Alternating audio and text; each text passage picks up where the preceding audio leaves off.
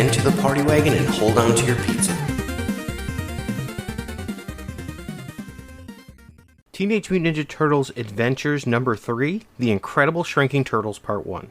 Adaptation by Beth and Ken Mitroni, with pencils by Ken Mitroni, and inks by Dave Garcia. It's almost a direct translation from the 80s cartoon series, Season 2, Episode 2. So let's get into it. Just an interesting note, this episode originally aired on October 8th, 1988, and was written by Larry Parr, while the comic book adaptation was in January 1st of 1989, so shortly afterwards. We start out in a wooded area, with trees and a lot of grass. Leonardo makes a two-handed swipe with his sword, cutting a daisy loose from the stem with a shwok. Raph comes close to cutting the hat off of Raph, and the daisy on it, and Raph goes, "Oh great, I've just been de-daisied!"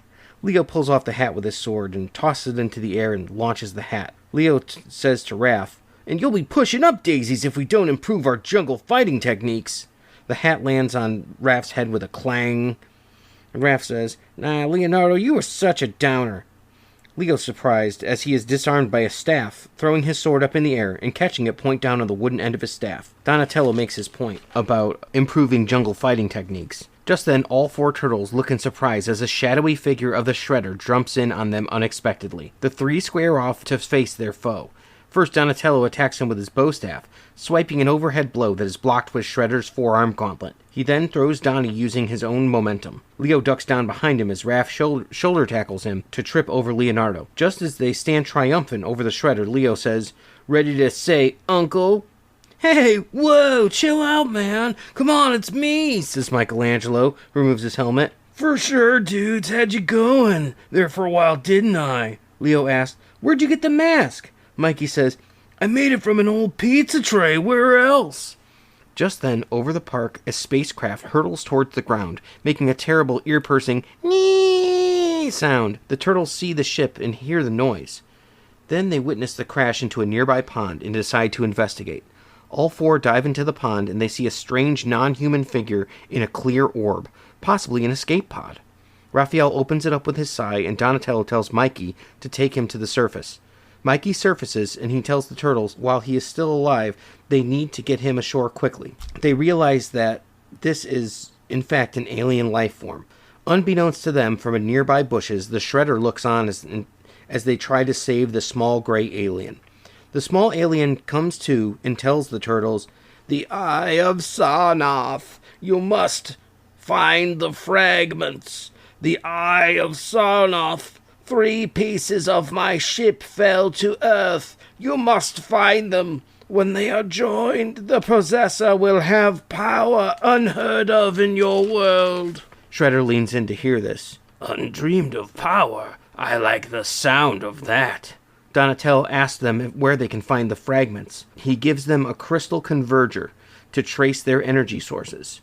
The alien begins to glow, and with his dying breath tells them, "Once assembled, their power cannot be stopped. Farewell, Earth." And with that, he vaporized, and is no more but a memory to the four brothers. Shredder plots from his hiding place to assemble the pieces for himself.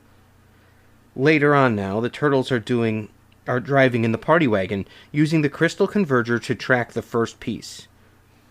"See if that gizmo has a setting for food. I could use a pizza break." Leo tells him, "Cool it." And they'll get pizza after the fight. Mikey says, "Okay, but it better be a family-sized pizza." Baxter and Shredder watch them drive off from a spot perched on a nearby roof. Shredder has Baxter contact Shrang for him in Dimension X with his communicator. Baxter complains that he was eating an ice cream cone and it's melting in the sun, but Shredder cares not and threatens Baxter, "Do as I say, and now!" Krang answers, but still refuses Shredder's request for his foot soldiers and to stop wasting his precious time. Shredder reacts in anger, slapping the cone from Baxter's hands, which lands directly on top of a shiny metal helmet. Poetic justice. Back to the turtles in the party wagon. The crystal tracker reads they are very close to the first fragment, the Eye of Sarnath. They pull in just as the garbage truck unloads onto a garbage barge on the dock. Donnie notices it by a gleam that it makes and sees it set up from the top of the garbage pile. After a short deliberation, Donnie is elected to return the piece of the eye from the smelly trash pile. He grabs a hold of the tracker, and he's pulled down into the trash by a magnetic force. His brothers follow him into the trash on the ship to aid him. Donatello emerges from the pile with a small octagonal jewel, which the Shredder quickly steals from his grasp. The Turtles ready to attack the Shredder, who simply says, "Come and get it, mutants." First up is Donatello, who swings the bow staff slightly high at Shredder's helmet. The Shredder goes low with his counterattack and kicks Donatello in the abdomen with a whomp. Shredder, "One down, 3 to go," says the Shredder. Michelangelo is next to call out the Shredder, but his foot was ill-placed in a snare attached to a crane. It is a simple matter for the Shredder to activate the switch and send Mikey flying into the air, attached to the crane, incapacitated. Raphael steps up with a, "My turn, bozo!" Shredder slashes through the telephone pole that's next to him, and it falls on Raphael. Luckily, he is saved by the shell. Finally, Leonardo stands across from his enemy. "See if you can handle me, Shredder!" "Mere child's play," says the Shredder, as he crouches on the ground and then springs into a handstand, grasping Leonardo's head between his knees and disarming him with one attack. The swords fly up into the air and cut the line holding Michelangelo, who then falls upon Leonardo with a whomp. Taking this time to gloat over the Turtles, he brags that he won the fragment in clean combat. Then he holds the gem aloft, and the sun passing through has some strange effects. The Turtles begin to shrink to very small sizes in front of him. Donnie says as they shrink, What's happening?" "I don't know, but it's Mondo Biondo," says Mikey. It seems the power of the first fragment is to shrink those that it's pointing at to a diminutive size. Shredder tries to capitalize on the opportunity to catch the pine-sized turtles, but just as they scamper away with the crystal tracker, they're able to narrowly avoid the master of the Foot Clan's foot. The salvation comes in the form of a garbage truck speeding by and nearly hitting the Shredder in the process. Quick thinking from the Turtles as they grab onto the underside of the truck and make their escape. Shredder says, "It can't be, they've escaped, for now, but I have the first fragment of the Eye of Sarnoth, and soon its limitless power shall be mine." The Turtles hit the streets, emerging from an alleyway. They climb down to the curb that is now the same height as they are. Carrying the tracking device, the coast is clear, except for the street sweeper headed right for them. They are caught in the brushes and swept down to a storm drain, luckily headed to their original destination, the sewers. They make it home in the lair and they consult with Master Splinter. "It would seem we have a large problem," says Splinter. "Please, Sensei, could you not use the word large?" says Leo. Splinter decides it's best to contact April for some help and calls her on the Turtlecom. Splinter unfortunately interrupts April in a newsroom meeting with her boss, Byrne Thompson, who is on his most recent tirade. She excuses herself, saying that she has a hot story to pursue. Once again, Shredder pleads to Krang in Dimension X. He tells Krang that he has finally destroyed the Turtles. Krang, however, desires proof, but Shredder can only say that they've been flushed down the sewers. Krang tells Shredder, "Talk is cheap. I want indisputable evidence." "Is my word not good enough?" says the Shredder. Krang says, "Precisely. Your word is not good enough." They disconnect the call, and Shredder concludes that he will have to obtain proof that Krang requires. Flash to the party wagon speeding away down the road, and Splinter thanks April for coming to aid them. He tells April they must find the Shredder, and that the fragment before he uses it to cause any further damage. At that very moment, a news report shows someone has shrunk the Empire State Building. They scream away in the van, pulling off a swift U-turn in the midst of traffic. On the scene, a police officer pulls the last man out of the tiny building, just as it sets to its final size. Then Baxter Stockman, now dressed as a police officer, comes by to collect the tiny building. Baxter tells them that he's collecting them for scientific study for the police officers. Back at Shredder's hideout, Shredder once again asks to contact Krang to bring him the proof that he needs. We fade out as Shredder clutches the small building in his hand as Baxter dials up Dimension X on the communicator. This ends issue number 3 of Teenage Mutant Ninja Turtles Adventure comic. Now on to issue 4. The Incredible Shrinking Turtles Part 2. Adapted from TV, script by Beth and Ken Mitroni, with pencils by Ken Mitroni. We pick up just as we left off in the Shredder's hideout. He is still holding the shrunken Empire State Building, and it appears that he and Baxter have a terrarium filled with about 5 other shrunken buildings as well. Meanwhile, April and Splinter fight in a traffic jam while trying to get to the scene of the Shredder's last crime. The Turtles are all enjoying one large piece of pizza, and by large I mean a piece of pizza larger than all of them put together. They're content to chow down until a tidal wave washes them and the pizza away. They take refuge on a bar of soap and use it as a raft to keep above the water. The next challenge is an enormous sewer snake. Leo decides to wash his mouth out with some soap, slashing off a corner of his raft in the process, and lifting it into the snake's open mouth. The snake is not pleased to swallow the brick of soap, and it lodges in its throat, and it begins to hiccup and produce soap suds from its nose. The Turtles escape. The unfortunate part is their new soap raft is now shrinking. They all stand back to back as they stand on the bar. We see in the next panel, the news of the Shredder's hideout is... The name of the Shredder's hideout is the Cut and Cheese Company, described by the narrator as an abandoned cheese packing plant on the wrong side of town. Shredder once again tries to prove his case to Krang, but surprise to no one, Krang is not interested in Shredder's collection of tiny buildings. He cuts him off and abruptly hangs up. Shredder is noticeably upset, but Baxter suggests his latest invention may help him cheer him up. It is a heat-seeking turtle scope. He says it will locate the turtles no matter what size they are. They follow the tracker and head off on their turtle hunt. The four turtles hold closely for each other as the soap nearly vanishes beneath their green feet. Suddenly, they become washed once again down another storm drain. The process is not fun for everyone, but we do get a cowabunga from Michelangelo as they are swept down the drain and into the sea. The problems of tiny turtles continue as a normal-sized fish, but giant to them, makes its way to the four brothers with intent on eating them. "Yikes! It's Moby Dick's big brother!" says Mikey. Just as it looks hopeless, the four are saved from the jaws of the fish and scooped up by a fishing net, out of the frying pan and into the fire as they recognize their savior, the one and only Baxter Stockman, who sits alone in a rowboat holding the net. Back in the van, Splinter feels a strange sensation. "This is most strange. I left the turtles at home, yet I sense they are close by. The connection between sensei and student is very strong." April comments back that their size, they wouldn't last long in this neighborhood. "Yes, we are now quite close. My bond with the turtles has not diminished, even if they have," Splinter responds. They stop the van in front of the cut and cheese packing plant, where it has all been boarded up. Shredder, now holding all four turtles in a small jar, shows them to Krang, who says he's impressed, and he underestimated the Shredder's abilities. The turtles are worried, and they see the grim visage of the Shredder as he raises a crowbar to smash the jar with the turtles included. Krang remarks as he's watching, "Splendid! Let the show begin! If I had hands, they'd be sweating in anticipation." Shredder raises the crowbar and gloats, "Sayonara, turtles!" And through the wall blasts the party wagon with April and Splinter in the nick of time.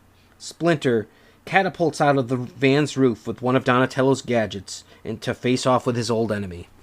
Splinter says, "Yes, Shredder, your old sensei has returned to teach you a lesson." Shredder, crowbar in hand, turns to meet the rat. With a high swipe of the bar, missing Splinter's head, the rat continues with a kick to the wrist to disarm the Shredder. The crowbar ricochets off the wall and straight at Krang's communicator, smashing the video screen and knocking over the jar containing the turtles. Krang is disappointed that he gets to miss the show, especially when it was getting good. As for the master martial artists, they spar. They go back and forth until Shredder knocks Splinter down towards a table with a kick to the abdomen. Splinter knocks over the jar and the turtles, and it bounces across the floor, away from the combatants. The turtles are a bit shaken, but otherwise okay. A jump kick now sends the Shredder flying backwards into the van. April was caught a bit off guard, but able to get away to recover the jar of the turtles right from the floor. They tell her to use a second jolt of the crystal to attempt to bring them back to regular size. Mikey says, "Get the crystal over there on that cabinet and aim it at us." They aren't sure if it'll work, but they're willing to risk it, and April grabs the small octagonal jewel. In another part of the factory, Splinter approaches the Shredder, who lies on the floor, seemingly unconscious. His ruse pays off as he plants an uppercut kick on Splinter's jaw, sending him backwards onto a conveyor belt. Shredder has the upper hand and turns out on the mechanism to start the conveyor belt. Splinter is dazed, but he looks behind himself to see the dangerous machinery he is headed towards. He will be cut and crushed into bits if he cannot get away. Shredder tells him it's useless to struggle, as they both head towards the end of the line. April grabs the gem, which emits a strange glow.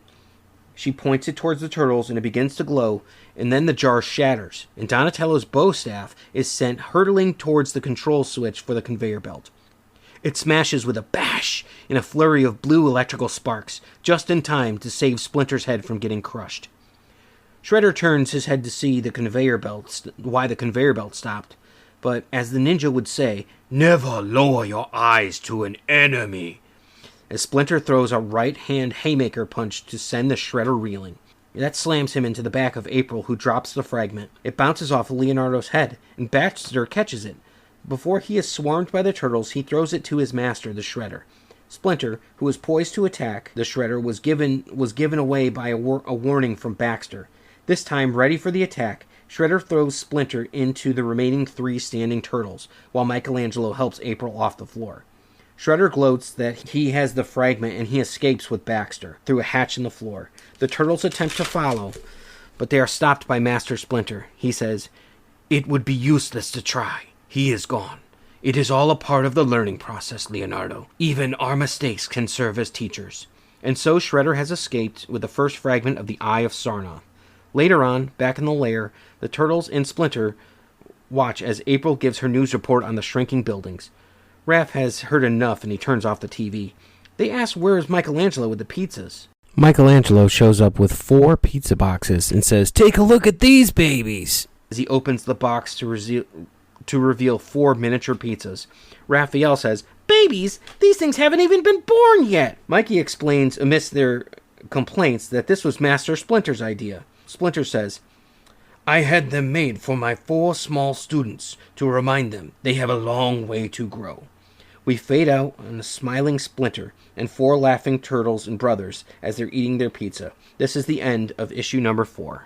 The story we just read was based on the episode of Teenage Mutant Ninja Turtle cartoon, The Incredible Shrinking Turtles, written by Larry Parr. This was the 2nd episode of the 2nd season of the original cartoon series. Originally it aired on October 8th, 1988. According to the Turtlepedia fandom.com, there's a couple of animation errors in here as well. The plank of wood that Shredder used to trap Raphael at the start of the episode changes position and angle in each cutscene that they show it. After the security guard had freed the man from the shrinking Empire State Building, the shot of the building was not seen shrinking slowly to its current point, but instead it cut to the smaller state instead. The buttons on Shredder's comlink were missing when Krang allowed Shredder to finish off the turtles with the crowbar. Then, when the turtles are returning to regular size, April's holding the crystal fragment. A few shots later, it's lying on the floor with no explanation of how it got there. In fact, April herself seems to have vanished from the room. And some trivia for you all. This is the first time in the series where a living character clearly dies on screen. Immediately after the alien dies, he leaves behind a coffin-shaped burn mark. Shredder, using the gem to shrink down a city, will be revisited in the video game The Hyperstone Heist. And now on to the next segment, the most requested turtle commercial that I have had yet. Teenage Mutant Ninja Turtle Pies. Enjoy. We're heroes in a half shell, we're baking a surprise. Teenage Mutant Ninja Turtle Pies, fresh from the sewers to you. Their minds are delicious, you know that's true, because they're filled with Mutagen Goodness. Vanilla pudding goo, they've got the tastiest, flakiest, greatest crust, even better than our pizza. And it's free, like us. Teenage Mutant Ninja Turtle Pies, fresh from the sewers to you, radically sweet. You can't beat me. And there's a free turtle sticker inside, that's neat. New from Boston, Teenage Mutant Ninja Turtle Pies, fresh from the sewers to you. It's pizza time. And now in a segment we'd like to call Pizza Time, here's Mr. Andy Doyle with a real-life pizza recipe from the Ninja Turtles cookbook, or a description of one of the pizzas that was either seen in the episode or in the comic. It's Pizza Time. Cowabunga, dudes. Today we're going to take a look at some of the bros' favorite pizza toppings. Episode 39, peanut butter and clams. Episode 135, popcorn. Episode 58, chocolate chip. Episode 98, shredded coconut and sweet pickles. Episode 131, guacamole and marshmallows. Episode 108, hot oatmeal. Episode 120, Tuna Fish, Peanut Butter, and Jelly. Episode 77, Pepperoni and Pickle. Episode 86, Butter and Salami with Double Yogurt Topping. Episode 83, Jelly Beans and Sausage. Episode 59, Chocolate Fudge with Extra Garlic. Episode 51, Butterscotch, Onions, and Anchovies. Episode 45, Marshmallows and Asparagus. Episode 131, Anchovies and Hot Fudge. What's with the anchovies, dudes? Episode 54, Chocolate Sprinkles and Clam Sauce. Catch you next time, dudes. This is Cowabunga. And this is Cowabunga. But the turtles for your 16-bit system are Cowabunga! Holy cow, it's Turtles in Time! The cool arcade game for Super NES, now with tasty turtle duels. And psych up your Sega Genesis with the Hyperstone Heist and all new 3D Turtle Threat. So remember, this is Cowabunga. But the turtles for Super NES and Sega Genesis are... Cowabunga, dude. All right, dudes, and now with your Mikey Moment of the week, here is the bodacious Andy Doyle. Cowabunga! Whoa. Cowabunga, dudes. It's time for your Mikey Moment of the week. Watching TV and scarfing pizzas? Now that's what I call a fulfilled existence. Catch you next week, dudes.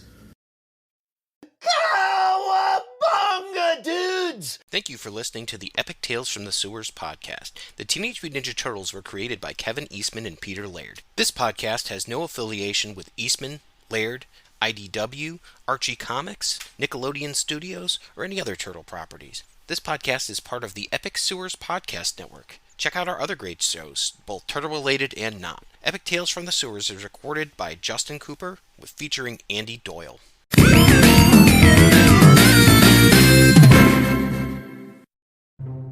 Everyone thinks because you're a zombie, you don't know good coffee.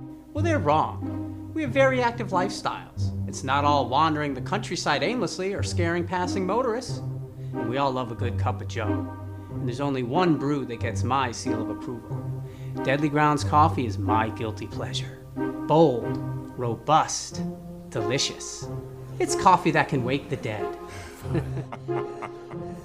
With over a dozen different roasts and flavors, Deadly Grounds can satisfy the most finicky of coffee addicts. The aroma is so intoxicating. It brings all of my neighbors out of the woodwork.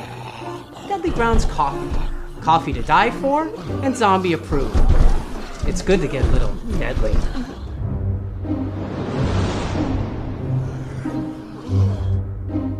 Use the front door! Oh, they're so disgusting. Terrificon, Connecticut's #1 Comic-Con, is back at Mohegan Sun on July 30th to August 1st. Meet actors and superheroes. Shop for cool stuff. It's 3 days of Comic-Con fun. Terrificon, Connecticut's #1 Comic-Con at Mohegan Sun, July 30th through August 1st. Learn more at Terrificon.com.